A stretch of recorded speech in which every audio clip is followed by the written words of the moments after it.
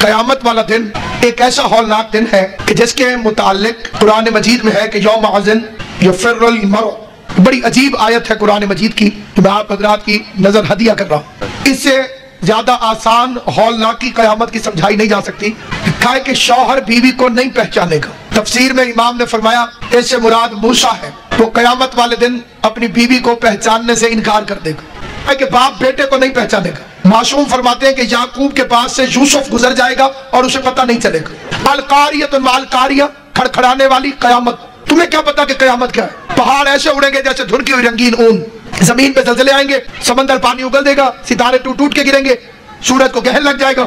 اتنی سختی کرنے کی ضرورت کیا ہے؟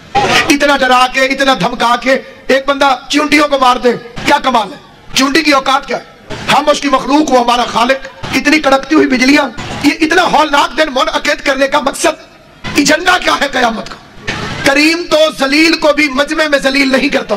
کریم کی نشانی یہ ہے، کریم کے 70 معانی معصومین نے فرمائے کہ کریم ہوتا کون ہے. تو کریم کی ایک صفت یہ ہے کہ وہ ذلیل کو بھی مجمع میں ذلیل نہیں کرتا، کیونکہ کریم ہے. تو اللہ تو کریم ہے.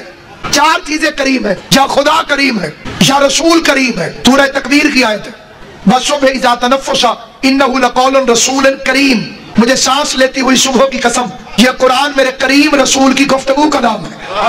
انہو کا مطلب ہے بے شک، لقول رسول کریم.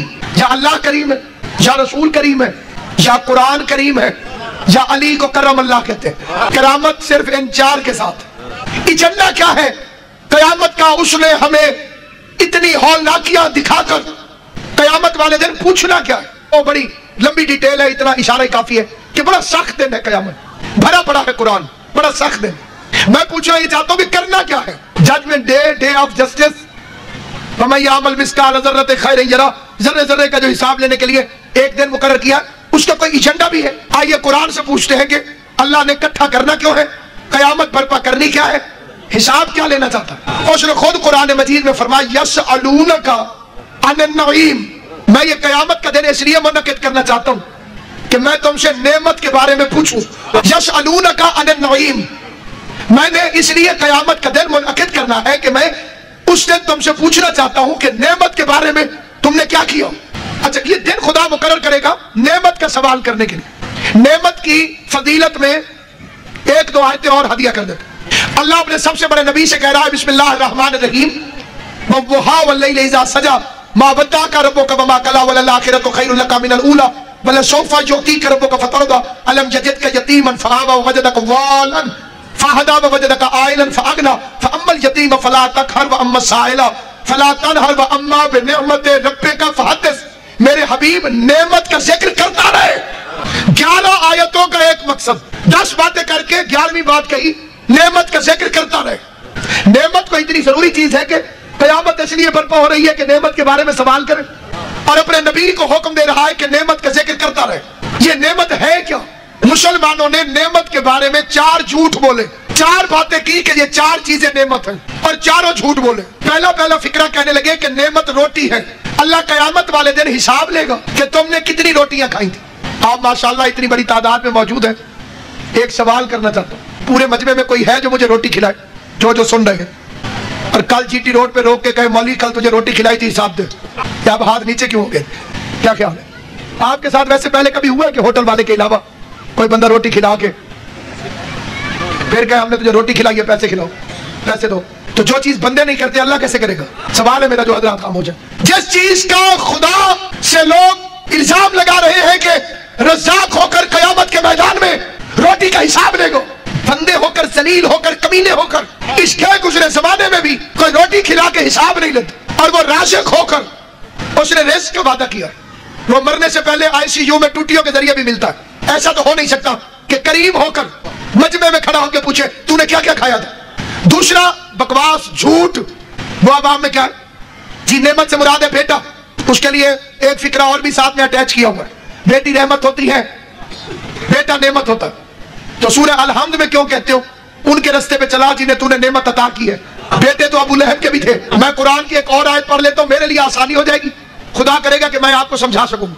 لَقَدْ مَنَّ اللَّهُ عَلَى الْمُؤْمِنِينَ اللہ کہتے ہیں نعمت میں صرف مومنین کو عطا کرتا ہوں. روٹی تو کافر بھی کھاتے ہیں، منافق بھی کھاتے ہیں.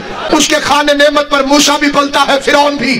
اگر بیٹے سے مراد، اگر نعمت سے مراد بیٹا ہوتا تو بیٹا ابو لہب کا بھی. تو اللہ سے یہی کہہ رہے ہیں کہ ابو لہب کے راستے میں چلا. کچھ بندوں نے کہا نعمت سے مراد ہے دولت، تو قارون کے پاس بھی تھی. کچھ نے کہا نعمت سے مراد ہے حکومت، تو وہ فرعون کے پاس بھی تھی.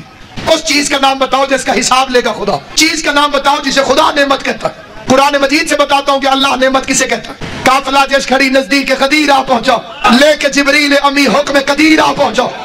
کائنات کے سب سے بڑے رسول کے گھوڑے کی مہار کو جبرائیل علیہ السلام نے قدیر کے میدان میں روک کے کہا یا ایھا الرسول بلغ ما انزل الیک من ربک وان لم تفعل فما بلغت رسالته واللہ یعصمک من الناس. اے اللہ کے رسول وہ پیغام پہنچا دے جو تیرے رب کی طرف سے نازل ہوا ہے، اور اگر تو نے وہ پیغام نہ پہنچایا تو تو نے میری رسالت کا کوئی کام ہی نہیں کیا. خدا تجھے لوگوں کی شرارت سے محفوظ رکھے گا، لوگوں کی شرارت سے محفوظ رکھے گا، لوگوں کی شرارت سے محفوظ رکھے گا. پتہ چلا جو علی کی ولایت کی مخالفت کرے وہ قرآن کی نظر میں شریر ہوتا ہے. اللہ کے سب سے بڑے نبی نے پالانوں کا ممبر بنوایا. دنیا میں بڑے بڑے ممبر ہوتے ہیں لیکن ہر ممبر پر مجلس ہوتی ہے تو ہوتی رہیں گی، واعظ ہوتے ہیں تو ہوتے رہیں گے. ولایت والا وہ ممبر ہے جو ایک تقریر کے لیے بنا، اس سے پہلے اس پر کسی کی تقریر ہوئی نہ اس کے بعد. مدینے والے ممبر پہ جس کا دل چاہا وہ چڑھ گیا. ولایت والے ممبر پر یا نبی بیٹھا ہے یا علی بیٹھا ہے. کیا حسین ممبر ہوگا وہ جو ممبر ایک تھا، خطیب دو تھے. آخری نبی بھی تھا، پہلا امام بھی تھا، بوڑھا محمد بھی تھا، جوان محمد بھی تھا. پیغمبر نے پوری مزدوری کی، بازو پکڑ کے دکھایا، 4 دفعہ فرمایا اللہ مولایا وانا مولا لکم ومن کنت مولا فہذا علی المولا. جس کا میں مولا وہ اس کا علی مولا. کڑکتی دھوپ میں 8 گھنٹے مصطفیٰ نے تقریر کی. تقریر کر کے اترے تو بدن طاہر پہ پسینہ آ گیا. پسینے کو دیکھ کر بے دل کے دل کی دھڑکن تیز ہونے لگی. خود ہی قانون بنا دیا کہ مزدور کی اجرت پسینہ خشک ہونے سے پہلے دے دو. ابھی مصطفیٰ اترا نہیں تھا کہ جبرائیل اجرت لے کر آ گیا. الیوم اکملت لکم دینکم واتممت علیکم نعمتی. ہم نے اپنی نعمت آپ پر تمام کر دی. تو نعمت سے مراد ہے علی کی ولایت. اللہ قیامت والے دن روٹی کا حساب نہیں لے گا، علی کی ولایت کا حساب لے گا.